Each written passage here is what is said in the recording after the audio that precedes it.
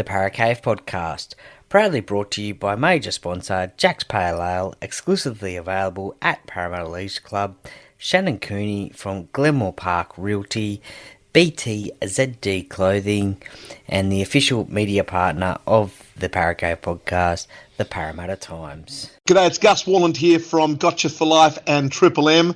I'd love to invite you along to the Mental Fitness Gym. Go to the mentalfitnessgym.org. That is a place where you can pick up some exercises to build your mental fitness, to work on that emotional muscle, those muscles in your head that are so powerful. Please come and join us at the mentalfitnessgym.org for all that stuff to build your emotional muscle and your mental fitness.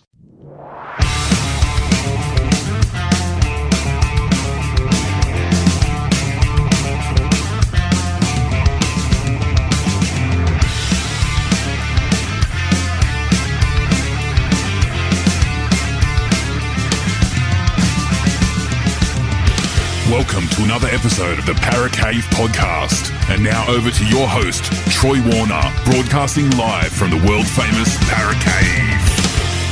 And yes, hello and welcome back to another episode of the Para Cave podcast. Troy Warner here, and it is back to the fans and members and ex-players interview series that I've got currently running for a few more weeks now of the podcast. And look, this week I catch up. This was recorded a few weeks ago now, prior to the grand final, but it was with the NRL Roast, Roasty. And look, this was a great chat, and look, he is a champion fella. He is one of the he has a massive following on social media. He does some great stuff on there, so please give him a follow. He's got thousands of followers, but give him a follow if you are not already following him. And look, it was a great, interesting chat. I guess not many people, have heard his story.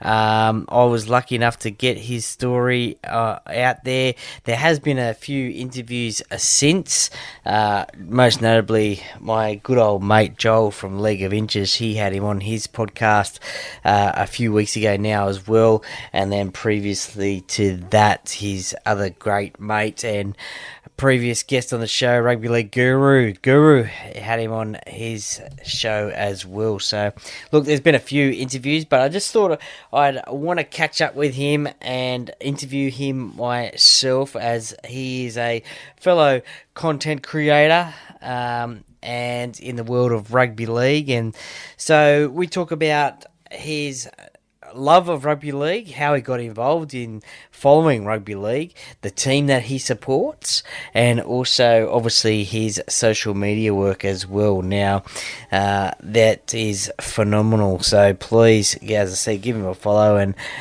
he's got some pretty funny stuff there on Instagram as well, so give him a follow there. But look, I just want to chew the fat, you could say, about a few of those topics. You know, obviously the social media side of things, with myself being I guess you could say, a minute content creator compared to Roasty, but so sort of chew the fat there and probably get a few ideas from him, and also how he does his social media, but as I said, also how he got involved in rugby league, and a bit of a sort of a life story as well. But so thank you very much, Roasty, for coming on the Para Cave podcast. And look, as I said at the start of the interview, that we caught up at Magic Round. You noticed me walking down Caxton Street there. I hope we catch up again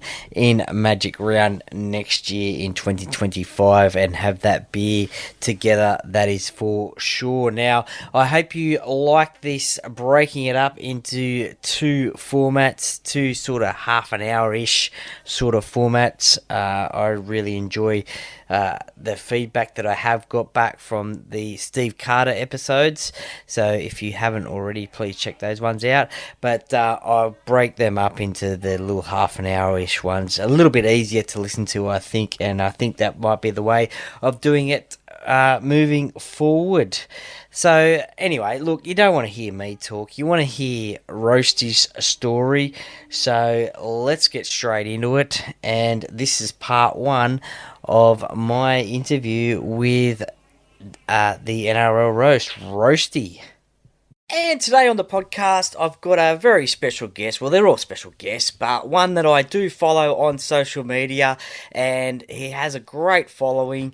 He's a massive rugby league fan, and one that I guess you could say, a little bit blown away up in Magic Round a few years ago when he noticed me on the street, walking down Caxton Street, and said hello. I was thinking, oh, someone say hello to me. Who's this? And then I realised it was Roasty from the NRL Roast. Welcome to the Paracave podcast, mate. How you going?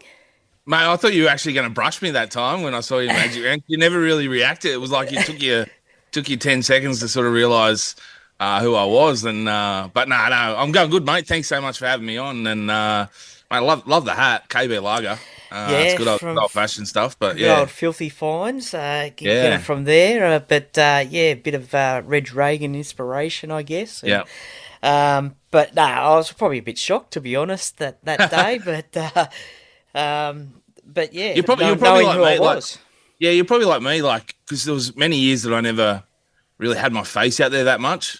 So when I get recognised now, it's like you know who I am. Like, you know, I was talking to a guy at the airport. Actually, I came back from Perth, and he was coming back too, and he just started talking to me. He's like, "Oh, you go to the UFC?" And I was like, "Yeah, I did, but how do you know?" He goes, "I know who you are," and I'm like, "Oh, okay, cool." Like, he was talking to me like he knew me, and I was like, "I don't know this guy from anywhere," but it's still weird, like getting spotted. But I appreciate it. I'm not, you know.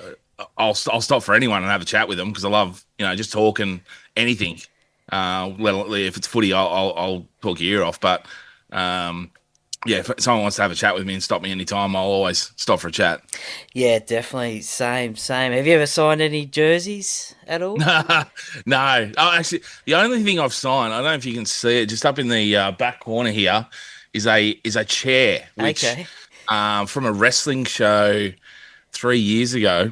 I took a chair shot to the back of me, knocked me down, and then at the end of the night, I used the same chair to get revenge back on the guy who hit me, and all the guys signed it, and I signed the chair as well. So I've got it hanging up here.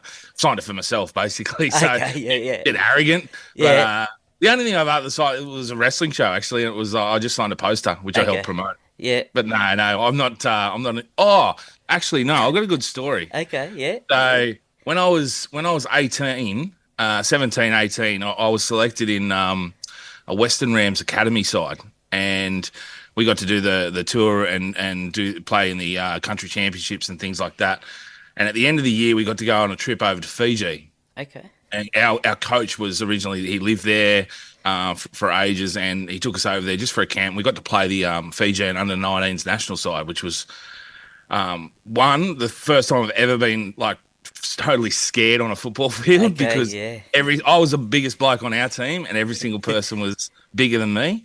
But we were lucky enough to go through schools and do camps and things like that. And these kids were coming up and asking us to sign things. Okay, nice. So they didn't know, they didn't care who we were. All they knew were we were Australian rugby league players. So they just thought we were the bee's knees. So that was a great thing that, you know, I got to sign.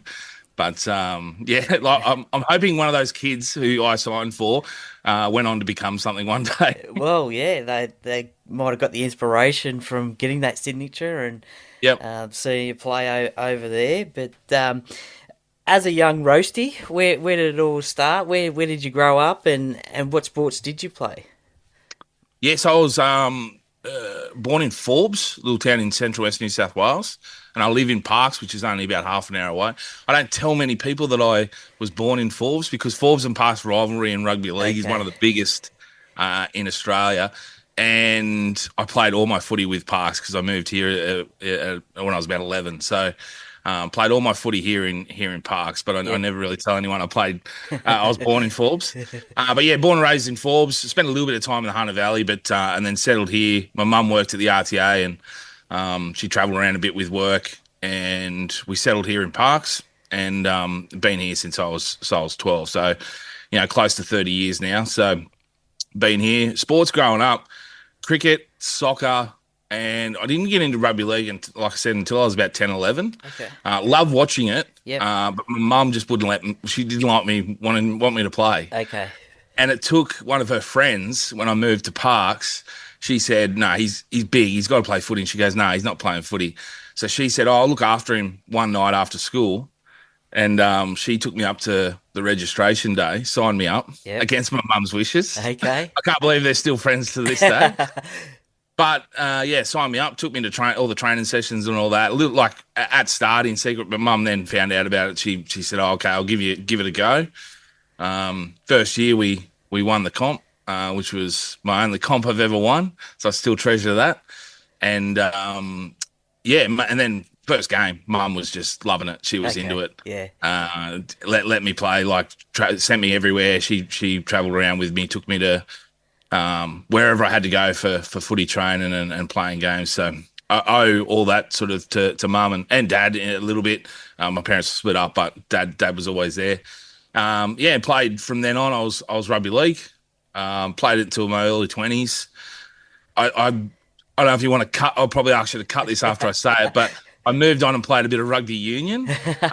Mostly because a lot of my mates played it. It was a lot more social, and I when I got into my early 20s, I sort of lost that spirit of competitiveness, and I just wanted to play with my mates and not take it too serious. Okay, yeah, more the rugby league guys were a little bit like, I love them, and but they wanted to go out there and win. Where I played thirsty thirds, where we focused more on the after match festivities. Yep. I played a bit of rugby union, still, held on to that rugby league and still went up and watched the games and stuff like that, mucked around. I probably regret not going back and playing because now I wish I kept playing it. Okay, yeah. But yeah, and that's pretty much, that's pretty much it. That's what I played, my whole life. Yeah, rugby league up until the early 20s and a bit of rugby union and that's it. No, that sounds good. I was aged 9 to 15, I think, only a very short career, but like yourself, I did have, funnily enough, a joint premiership that I won in under 12s. Couldn't split us, and there was obviously no replays during the week. So right. It was a drawn. No overtime. I think there was overtime, but then we still couldn't be split. So it was just a drawn competition. So what would be your earliest rugby league memory then? My earliest rugby league memory would be sitting in my pop's lounge room, who was a mad Canterbury fan. Okay. With my dad watching the 1992, or 92 or 93. I'm pretty sure it was 92. Sitting there watching. I just remember sitting there watching Tina Turner as well. Yeah. But I'm pretty sure that was 93. But yeah, sitting in the lounge room watching the 92, the Dragons v the Broncos. And just sitting there watching my dad and my pop just yell and scream at the TV. And even though Dad was a Dragons fan, Pop was a Canterbury fan. But just sitting there watching them and watching these like they were just giants. And I remember Scott Goulet, he was playing with the Dragons then, and then he came out to run a session out at our school. I think it was like 94, 95. Okay. And then seeing him in person, and he was like 7 foot. And to me, he was 10 foot tall, right? But he was a massive guy. And I was just like, I've seen this guy on TV, and now I'm seeing him in real life. He is massive. So these guys on TV are superhuman, right? And then, sitting there with Pop and Dad and just watching the footy most weekends. That was probably my early memory in the early 90s. So then you followed in your dad's footsteps, following the Dragons. Is that I did. I did. Yep, that was pretty much and I credit Scott Goulet for coming out. Okay, yeah. Just because even though I was watching it then, I never. I'm following the Dragons straight away. Obviously, I watched them lose 2 grand finals, which was pretty tough. Yeah, definitely. And then, he came out and it was like, Mum and Dad were Manly. Okay. Sorry, no, Mum and Dad. Mum and my brother were Manly. So it was a split household there. But yeah, I jumped on with Dad, sort of followed him in. It was a bit easier. Like he was cheering on, I could cheer it on with him. and I'll go against my mum and my brother. So That would have been interesting in '96 then, the grand final. yeah, it was. Yeah, it was split household. So some anxiety leading up to that game. Yeah, but Yeah. some good sledging in the household. For sure. Would then Scott Goulet be one of your favourite Dragons players, or is there many others, no doubt? Yeah. He. I always say he's my favourite. Only because he got me in. Like, not only he was a great player as well, but mainly because he got me into rugby league. So I credited him. Love Ricky Walford and Heron. Some of those early '90s guys. Wayne Bartram was a funny one because I really loved him, but then I hated him come Origin. Yeah, Queenslander. Yeah, and that was where I suppose I really get that passion of hatred around Origin time. Like I'm probably more like a New South Wales fan than a Dragons fan. Okay. Yeah, I just absolutely love State of Origin. Nothing I think compares in sport. I love that rivalry. So yeah, when seeing some of the Dragons players going, Mark Coyne as well, line up for Queensland, it was like, I hate you right now. I love you when you come back and play, but I hate when they wore that maroon. So yeah. There's all those early '90s guys are probably some of my favourites. Is there any Dragons memories that stand out for yourself? I mean, losing grand finals, they're pretty hard to have as a memory, but is there any others that stand out? Even though it was a loss, it was probably a great memory in '99. Oh yeah, it was heartbreak, right? That the penalty try and having a lead like that we blew, but we got tickets and actually went with my parents was, like I said, my parents were split up in my junior years, but in '99 they were still friends. They were still amicable. They got along, which was great. And we all went as a family. So I had a younger brother. He didn't go. He's got a different father. Yeah. But my older brother and my mum and dad all went together to the '99 grand final. So even though it was a loss, it was a great family moment that we got to share. That was my first ever grand final that I'd been to live. So I love that one. The 2010 grand final. Actually just flew in back from my honeymoon. Okay. Just in time. I was very jet lagged. We honestly flew in that morning. Slept most of the day. So when I woke up, I was like, it was in the afternoon. I missed most of the grand final day, which is a tradition, right? Oh yeah, definitely. You sit there all day, and it's one of the greatest days of all time. So sitting there and waking up and being a bit jet lagged was a bit out, but that win was great, and obviously, that was my first premiership I've ever seen live, seen us win. But I suppose any other sort of rugby, they're probably the two highlights. I've created some new ones, I suppose, like Magic Round now. Going there with my mates and stuff like that. I was there in 2009 for the Melbourne Para Grand Final. Up in the stands with some friends as well. But yeah, look, I'd say the two Dragons ones, even though one was a loss, one was a win, they're probably my highlights. Yeah, we have something in common. That '99 grand final was my first ever live grand final that I went to. Oh, right. Where were you sitting? Because remember they had the big wings. The big wings up the back. Most attended grand final too, I think. Wasn't it the most attended grand final? Yeah, I think because of those, I think it was 102,000 or 3,000 there. But Parramatta were looking pretty good that year, but unfortunately Melbourne knocked us out the week before in the prelim after we gave up another lead, which is something that Parramatta's known for. But that was my first grand final as well that I went to. So early that year too, because they built that stadium for the Olympics. Earlier that year they had the double header to open up. We were at that as well, and that's, I think, a record for a regular season game, which was about 110 or 109,000. Might even be a record in Australian sport, but yeah.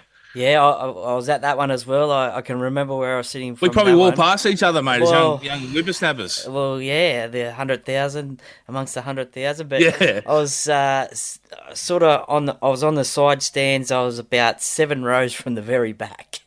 Yeah, right. Of Yeah. the stadium. So they were looking like ants running around the field, but Yeah. it's just great to be there for that first ever event there. Now, let's just quickly talk about this year as a Dragons fan. Are you happy with the season that has just gone and the job that Shane Flanagan did? Look, I'm happy with the direction the club's probably going.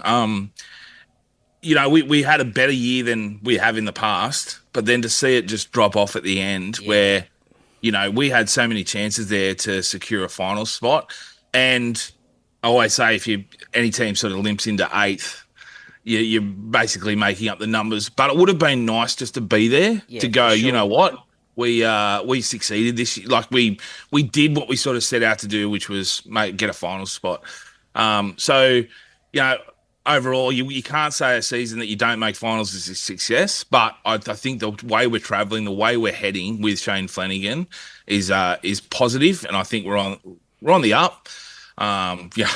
We could be losing Hunt. What we get from that, who knows? But look, I think and we're losing Lomax as well, one of our strike players. But I think I'm probably more excited than I have been for a while heading into future seasons. So there's not like most years. I'm not a tragic Dragons fan where I'm going to win. We're going to win every game. I'm a realist where we come up against some tough teams. We might show something, but we're not on that level yet. So, but I'm optimistic for the future.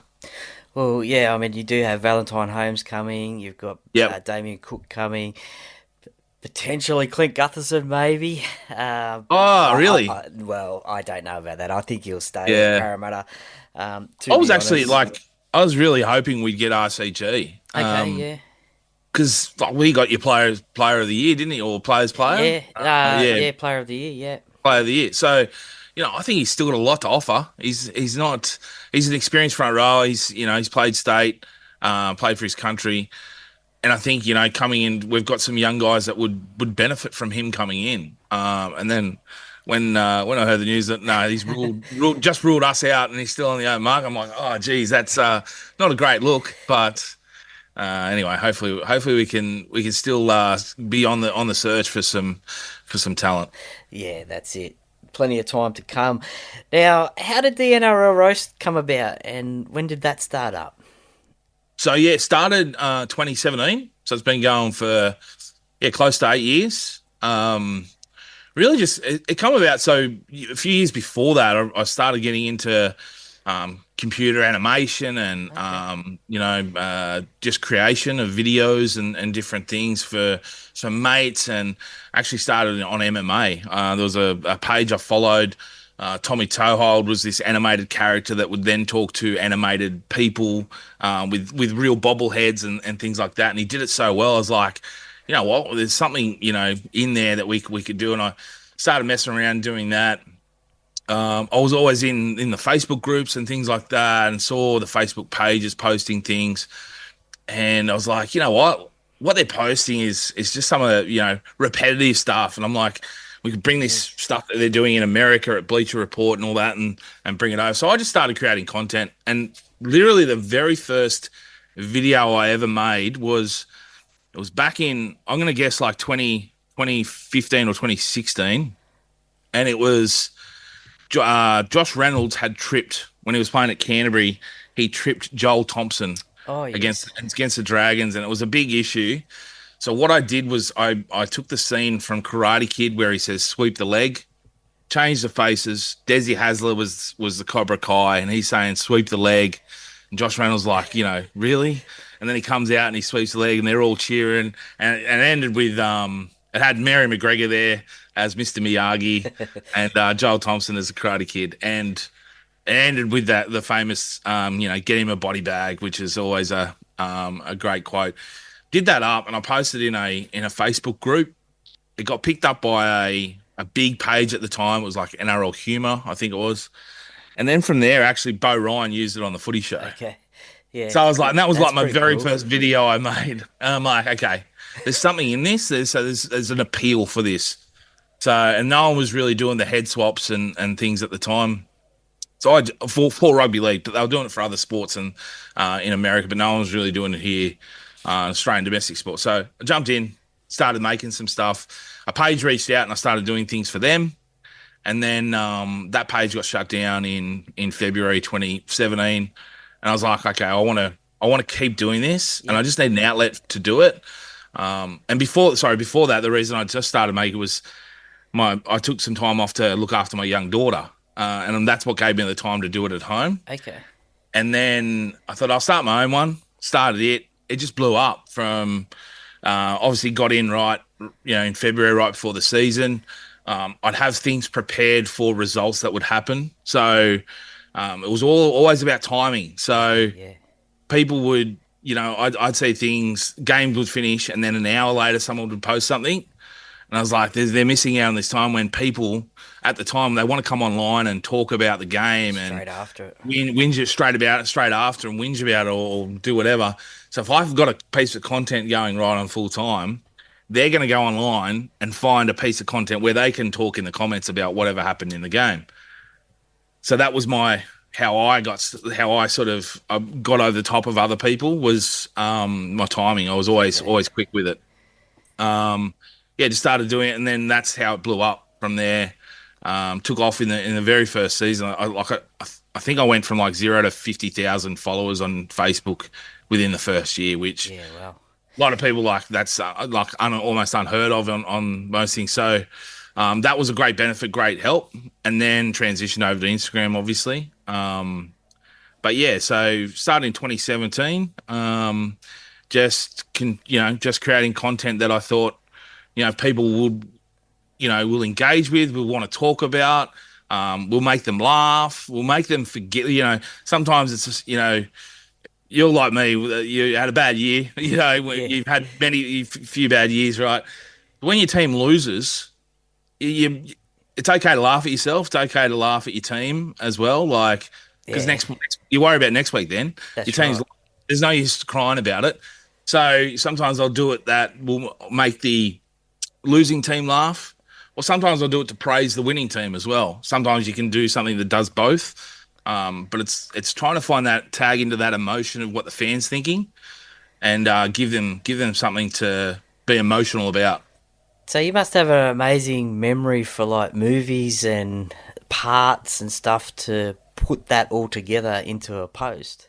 Yeah. Look, I don't know if it's like OCD or something like that, but I'm very, when it comes to movies, I'm very particular. Like I'm pretty good at remembering things from movies. I have this joke with my wife.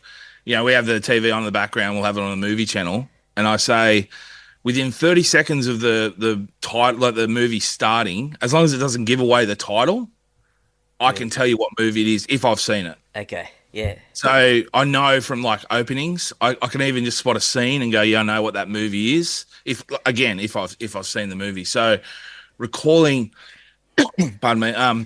recalling like funny scenes and things from movies is pretty. It just comes naturally for me, and it's just from going to my dad's when I was a young fella on a weekend.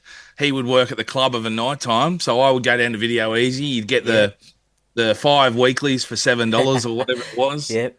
And I'd sit there and watch movies most of the time, because it was out, so you'd be sitting at home. That's not what I did every single weekend. My dad was a great father. He'd take me out and do things, but when he was working, it was like go down and get some movies, and I'd just watch all these. And he'd have all these old classics as well. He was big on the old satire, the comedies, Naked Guns, all that sort of stuff that influenced my comedy thinking. The movies that I love. So, just watching them and just recalling scenes from that people would recognize straight away. There's been some classics like Happy Gilmore. There's always things from that. And just bringing that into the social media world. Well, if you need anything from Dumb and Dumber, let me know, because I know that one word for word. And that's a classic one. The wife hates that, but probably my only closest post to what you do is my recent one with Spoon Bowl. I had the picture of the soup Nazi, and I put the comment "no spoon for you" with the Parramatta logo, but nowhere near as good as what you produce. Hey mate, it's all there. It's relative to your audience too, right? Like people follow your page for you. Like and that's what a lot of so if that's your humor, then they'll engage with it, or they'll go, okay, that's his humor. I get it because it's him. Yeah, they might not like it, but they'll appreciate it. So you always got to stick true to what you find funny. That's right. Can you believe how quickly your page and social media has grown? How quickly it's grown? I won't say I'm surprised about social media has grown, because I always knew that social media was going to be massive. Like it's going to be a massive part of our life. I'm surprised at my success. Yes. Because I really just started just to, throw some pieces of content that I thought was funny and, that I liked. I was never the popular kid at school. I was just the middle tier. Like I wasn't, like picked on or anything like that. I was just that middle sort of forgotten about sort of person. So I was never class clown or anything like that either. I throw a few things out there, but it was mostly just dumb. So I was never, okay, I'm going to be a celebrity or I'm going to be a personality or anything like that. So then to find success on social media, just had the knack for it, I suppose. I knew that it was going to be big, and I got in early. There was not many rugby league pages around at the time doing that type of content either. So got in early, got the massive following, and then pages have followed in. Whether they're doing the same, that's fine. Like I'm no issue with that, or whether they're doing different things or whatever. But it was just that I got in early, got that following, and have become, I suppose, one of the bigger pages of rugby league, which I'm grateful for all the fans and everything. But yeah, look, surprised. Yes, I am at my own success, but not what social media has become. But yeah. Excuse me. Because now it's a full-time job for yourself. Yep. And what was it like when you were sort of thinking about, or when you were becoming more popular and more busy, and that transition from not doing it full-time to what were you doing before? Yeah. Before doing this social media work. So from school, I went into hospitality. Yeah, worked in pubs and things like that. Harvey Norman, I worked in some electrical places selling stuff, and then I went into finance. So 2008, I started ANZ Bank. I always say I'm the reason for the financial crisis of 2008 because I started about 6 months before it. So started in 2008. I did a traineeship, and so it was hard, like working two jobs at the time. Okay. I needed a career because I was bouncing from pub work to, different things. So I was like, I need an actual career. So I jumped into finance, did a traineeship through ANZ, spent 5 years with them, worked my way up, and then I became a bank manager at Westpac. Did that for 5 years. So that's where I was working when I started the roast.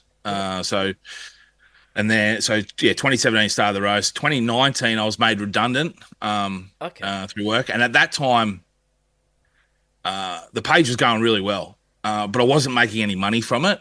There were people asking to run ads and things through that, but I was like, people see through that, and I don't want to just take money for the sake of taking money. I want to collaborate with people and create content that is relevant to my audience that also incorporates someone else. So at that time, I wasn't making money, but I knew I could get a redundancy and use that to help me to steer it towards earning an income. And so I had to have an interview. There was me and another guy. They were merging branches. We were competing against each other for the job. I didn't want the job. I wanted the redundancy. So I threw the interview. He got the job. Yeah, I tanked it. I tanked it for a draft pick, and which was great because I'm good with mates with the guy that got it. He loved it. He wanted it, so it worked out the better for both of us. I said, "Yep, take the redundancy," and then I was like, "Okay, I'm going to try this out." And then the very next day, I get a phone call from a mate who I'd been sort of dealing with the company. He said, "We need someone to come in and help do our content around NRL, and I was like, "Yep, let's do it."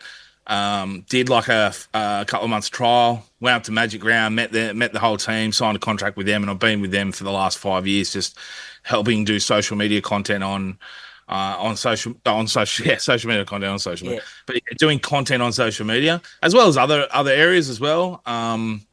And yeah, that's been a great ride. So that's helped me continue on then doing the roast, because I was a contractor for them, and then I got to do the roast on the side. Just doing stuff that they didn't want to do or couldn't do, I could do then, continuing on with mine. And yeah, that's how I kept doing that. And then eventually, brands come along and, hey, we like, obviously you've got the size, the reach. We want to, do some stuff with you. I've been lucky enough to work with a few clubs and different things, and different companies around the NRL and around rugby league, which has been great. Yeah, no, that's for sure. So it was probably an easier transition for yourself to get into that, rather than try to make it. The decision was probably made for you, getting that redundancy to chase. Yes, yeah, what you wanted to do. 100%. If that hadn't happened, I think I still would have fallen into it eventually. Okay, but it was what helped me take the jump of going, you can do this full time. It sort of just fast forwarded it. I would have stayed in that job because I had 2 kids at the time, wife, 2 kids, house, mortgage, all that stuff. You can't just go, oh, I'm going to quit this to try something. That's right. Because in 6 months' time, all of a sudden you're chasing, hey, how are we going to feed the kids this week? So I needed that security of that job to help me. I was just lucky enough. Yeah, I got the redundancy. I knew that would set you up for a little bit, that if I did this and made no money, I'd probably be 6 months. I'd be right. Then I'd go find a job. Okay. But I wouldn't be scrambling for food in 6 months. So it sort of helped me just push me in that direction to go, well, let's try it. And the fact that I got a call the very next day, like it's meant to be. So I started doing that, and I've never looked back. No, it's very hard now, actually, even telling people what you do. I remember telling my dad unfortunately passed away last year, but I'd always tell him, like, I'm doing this, doing that. And every time he come up to me, he goes, so how's that computer stuff you're doing going? And I was like, yeah, no, it's going good. It was just computer stuff. And he didn't really get social media that much, so he never really understood it. But young kids growing up, they're going to understand it. That's all they're going to know, really, which, good or bad, it's there. But it's always interesting telling people what I do. So I hate the word social media influencer, but in saying that, that's basically what you are, right? Like if that's what you propel yourself on social media, you're influencing people's opinions, you're influencing their decisions, what they think, what they do, how they interact with other people, what they talk about. So as bad as that word is, that's what. Yeah, no, that's for sure. Well, you mentioned social media and kids, and you've got your daughter involved in some of your social media posts there, and it's great little fun content, and it's a good way to spend time with the kids, isn't it? Oh, 100%. And I never forced rugby league onto my kids. I wanted them to make a decision whether they wanted to watch it. My eldest daughter's mad on the Matildas. She absolutely loves them, but in doing this with her this year, she's actually now coming in wanting to watch games with me. She's coming in going, what game are you watching? What's the score? Who's winning? And she's got her team. Unfortunately, it's the Brisbane Broncos. So I never didn't want to force a team onto. I let them decide. And she's following up. She's like ecstatic that they got the minor premiership in the women's. They're in the finals. That's right. Yeah. She wants to go to games. She wants to find out scores and things. So having her involved with it has been just like probably one of my greatest achievements this year, is letting my girls naturally get into rugby league, which is and I haven't pushed them into it because I don't. Some people love doing that, and that's fine. I'm not a dig on them. That's a great family thing. You've got kids. I'm pretty sure you have. Yeah. I'm sure you'll be, they'll be coming in and seeing your room, right? And they'll be going, oh, Dad, you've got to follow Dad. He's on the, look at this Parramatta room. So, and there's a sense of like togetherness in that as well. But yeah, like I wanted my kids to naturally, if they picked the team that I support, so be it. But if not, do you know what? It creates a rivalry now within That's the house. right. Every time they play, it's creates a different atmosphere, and we get bragging rights if we win, or they Yep. get to dig into that. We can have. You don't want to say bets because you don't want to influence betting on kids, but hey, you know what? You can wash the car or If the something. yeah, if the Broncos win, we get Macca's for dinner. Yeah. If they lose, you got to wash my car. So there's benefits there, in doing that as well. So that's probably my greatest achievement. Getting her involved in it, getting her in content, which I know is going to be a big part of everyone's life in the future. So the fact I can get her into it earlier, she can see it as a career because that's what Dad does. She might want to follow me in that essence of I want to do some content creation, which she has. I'm setting up a desk for her shortly where she can just come in and just do what I did when I first started, was get some stuff out there, like as in let's make something and just get it out of a system and then develop those skills where hopefully when she's thinking of leaving school there'll probably be a social media course at university or something that she'll take.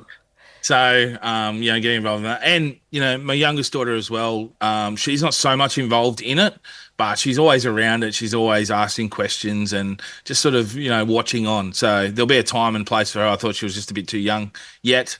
She'll come into it some way or another. We'll be the whole Roast family. Oh, nice. Well, not copying yourself, but late in the season, I introduced my daughter Ella to the tipping podcast because my tips were crap this year. So I thought, well, and they always do better than us for some reason. Yeah, I thought, well, I'll let her do the tipping, and she can come on the podcast and.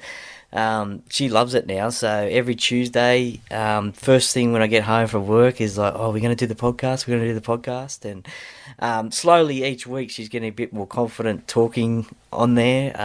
But at the start it was just pick a team and that's it. Yep. Unfortunately, she's a Panthers supporter, and she always threatens to sell all my Parramatta stuff, but no. Wait till she starts hanging it up next to it. Some Panthers jerseys. Yeah, no chance, I don't think. But it's just a good way to spend time together, and it's great. It's great. Throughout your journey, have any players, coaches, commentators, or anything disliked what you've done? Yeah. There's been a fair few. Had a few run-ins with a few different players that have obviously taken my post the wrong way. I shouldn't say the wrong way. They've just taken it their way. Okay. Because I've got to remember that my humour is not everyone's humour. No, that's and right. Sometimes I'm very sarcastic and ironic, and I take the piss. So some people don't like that. Yeah. They don't like seeing themselves made fun of or their team or anything like that. So I get that. That's fine. There's been a few that have just like I've noticed that there's a few that have. I won't say any names, obviously, but players that have blocked me when I've had no interaction with them. Okay. And I always took it personally. I was like, "What have I done something to offend these guys?" But I've spoken to a few others, and there's some guys that just don't like talk. There's some footballers that don't like talking football. I spoke to NRL Physio, and he said there's a lot of players that have blocked him. Now, he never does anything against a player, right? He never says anything bad about a player.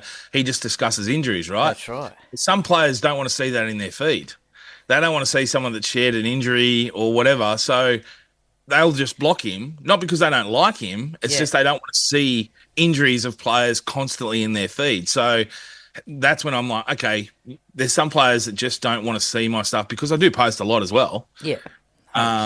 They don't want to see that constantly in their feed. So they might block me. They might just, not interact with me at all, which is fine. But on the other side, there's players, a lot of players get behind it. Yeah, there's so many players that get in and share the stuff, get in the comment section, like the post, whatever it is. I know one of the biggest things is the hottest 100 at the start of every year, and I've been told there's plenty of players that are talking about it in the sheds at the start of the year, that's what we want to see. You want to see your content get taken that way. So, but yeah, look, there has been plenty of players that have disagreed with it, not liked it. I've had some Fair few DMs as well. They've taken people and sometimes when I've made mistakes as well, like I've taken something as one thing and it's something totally different, and they've come at me. I've tried to stay away from being too clickbaity, as in, let's just put up something, when a player, is caught doing something outside of football. Yeah, you can. I don't want to just talk about it. If it's something funny, like you can make a bit of a joke about, then I'm all for it. But if it's just like a player got caught with cocaine or something like that, do I really need to post that this player got caught when it's already all over every other plenty of thing? Other people have. And there's like, I don't know, there's not much stuff you can joke about that, but there are other things that are funny that you can, off-field drama that you can. The other ones like to blow up and make a big deal. Well, let's just bring it down a peg, have a bit of a laugh, and then the players will probably even appreciate that as well. Because it must be a little bit hard these days, especially like with the way that the world's going as well, and how we've seen, I guess, comedy on TV sort of change and stuff like that to make sure you're not posting offensive stuff and correct, things like that. Yeah. Well, you don't want to, things have changed dramatically over the last 10 years. So what was funny, 15 years ago is now like considered offensive. That's some right. people take offense to it. I'm not saying I do, but I'm just saying some people do. So, it's okay to offend people as well. We've got to remember that. It's okay to upset people's feelings. That's what, having a laugh and joking about is.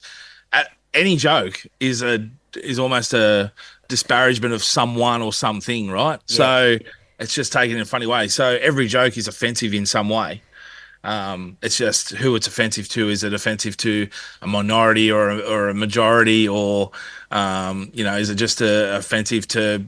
We can make crack jokes about soccer all we want because I'm a rugby league page. 100% of my fans are almost going to get behind that.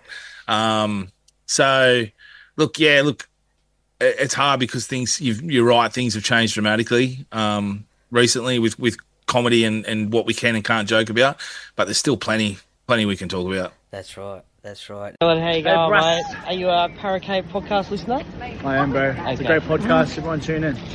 Go Para. Hello, Paracave podcast listeners. My name is Shannon Cooney from Glenmore Park Realty and long-term sponsor of the Paracave podcast. If you're looking to sell your property or buy, or just curious to know what your property is worth in today's market, give me a call today on 0421 588 445.